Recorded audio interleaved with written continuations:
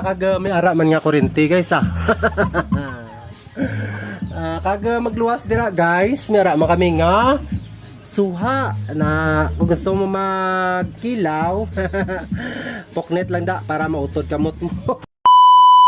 Guys, amo na ni ang amon nga ginobra sa subong nga hapon.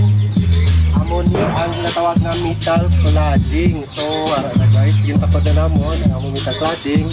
Tas amo man ini ang bago namon nga natapod. Alright. So ini guys, hard deflex ini siya bago lang namon natapod. Kag amo ini ang iya nga view sa sulod. Alright guys, gara kami material. Gara kami material. Gara kami nga skwala. Pag amo man ni ang may ara pa kami nga texcro, baterya sa amon nga drill, charger, baterya sa amon nga jerka, at may ara kami extra nga hard deflex. So guys, ang sa likod ka nga mo nga giningting amo na ni tanawa. Alright. What's up guys? So yan na guys, no? Natapos na namon ang sapiyak lang. Sa sunod Domingo raman ang sapiyak. Pag may dagat pagli guys, no?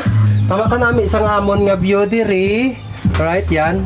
Kung makita nyo ara negros na inada, no? Ang sapiyak.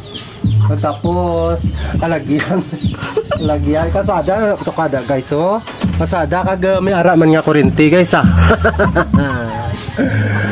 kag magluwas dira guys, may ara man kami nga suha na kung gusto mo magkilaw poknet lang da para mautod kamot mo.